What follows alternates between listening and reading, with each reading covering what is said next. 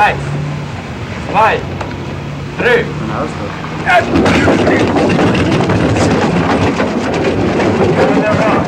With number 3 coming down the straightaway. Push time, 5:22. They're approaching 1, taking the curve. Spending on the 1980 Winter Olympics is hurtling down a course without a finish line. Costs are speeding towards the $200 million mark, over 5 times the original estimate. What's being touted as an Olympics in perspective has turned Lake Placid into the scene of a modern-day gold rush, this one for millions of Olympic dollars. The taxpayer is bankrolling most of the cost, over $86.5 million from the federal government, almost $56 million from New York State. In 1975, this report to state officials projected Olympic construction costs plus inflation to run over $60 million. It has turned out to be something of a fiscal fairy tale.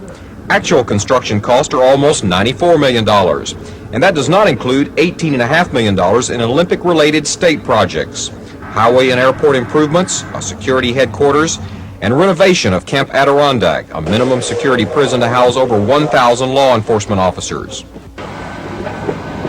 Most of the $71.5 million in federal construction funds is being funneled through the Economic Development Administration, EDA.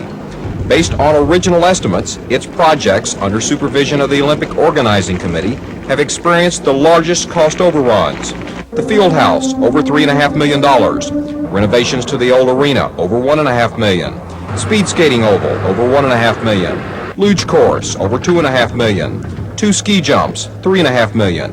In part because of the Olympic Organizing Committee's decision to tear down the original 70-meter jump. Housing for the athletes was supposed to cost over $7.5 million. Instead, they'll live in a controversial $22 million minimum security federal prison. State taxpayers are financing $22.5 million in Olympic improvements, most of that here on the slopes of Whiteface Mountain. Ski lifts were rehabilitated, new ones built, a sophisticated snowmaking system installed, base lodge expanded, and a host of other facilities for the Olympic alpine events. The brightly lit sky over Mount Van Hoevenberg reflects the location of more state dollars, almost $8 million, twice the original estimate. Refrigerating the Olympic bobsled run cost $3 million more than planned. The state is also responsible for keeping roads clear, traffic moving, and protecting both athletes and spectators during the games. The cost, over $14.5 million. That brings the total cost to taxpayers for the 1980 Winter Olympic Games to over $142 million. The Lake Placid Olympic Organizing Committee is likely to spend another $50 million raised from public contributions and corporate sponsors.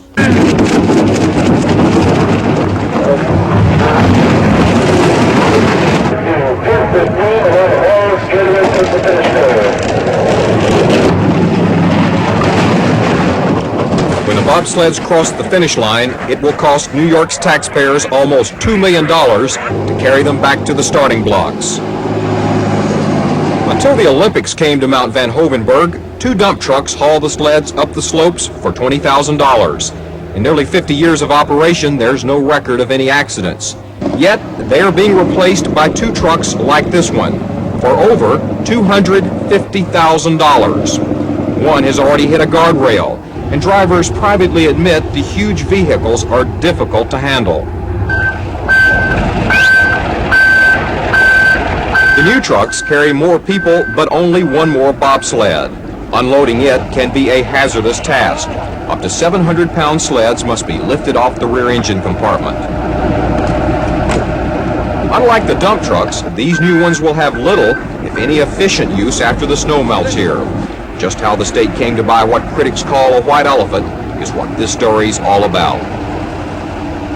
The trucks were built by the Walter Motor Truck Company, a New York manufacturer of airport crash trucks. For $250,000, Walters turned 2 of them into bobsled haulers. They can thank Environmental Conservation Commissioner Robert Flack for that business. Flack asked the Office of General Services, OGS, to buy the trucks from Walters on a sole source basis. That means no public bids, no competition for the lowest price.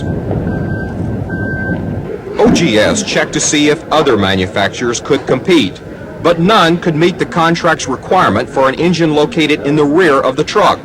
That specification in effect meant that Walters and only Walters could get the contract. To the best of our knowledge, of all the heavy-duty four-wheel drive trucks produced, the Walters truck is the only one with a rear engine. I asked the state's director of Olympic operations why the rear engine was required. We wanted to get as much traction as we could. We wanted it on the rear so we'd get a lot more weight in the back to help us with that traction. But according to an engineering study prepared by the Rensselaer Polytechnic Institute at our request, a rear engine in a four-wheel drive vehicle does not improve traction.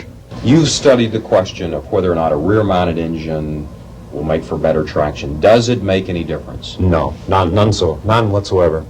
Besides the rear engine specification, there are other contract requirements that shut out the competition. Automatic locking differentials that Walters has the patent on. An axle requirement that's an exclusive Walters design. Those specifications were drawn up here in the department. They were drawn up, the department drew up the specifications. Yes, that's true. One of these is the copy of the specifications that was put out for bid for the truck to Walters. And I have another here that is the set of specifications for a fire truck that was bought in Albany County 5 years ago. I find that the specifications are almost verbatim, word for word identical, right down to a reference to the vehicle's electrical system being waterproofed for firefighting. I just get the impression here that the contract was written to favor Walters. Well, I can't say that it was, because I feel that what we asked for was what's in the specs. We never learned just who in Incon drew up the specifications that bear an amazing similarity to those prepared by Walter Motor Trucks. Glotter did tell us where this deal was cooked up. Commissioner Flack and the engineers sat down and worked out this program. They worked out the whole road, how the road would be worked, what kinds of machines he would like up there, and that was the commissioner's decision. The Walters trucks. All was the commissioner's decision, not mine. I had nothing to do with that thing, with that part of the program. I see. Commissioner Flack evidently ignored the advice of this consultant's report that his department paid 16,000 tax dollars for. It recommends buying 2 tracked snow vehicles like this one, called Thiocalls. Equipped with trailers, the pair can haul more bobsleds, turn around in less space, and do it cheaper than the new trucks.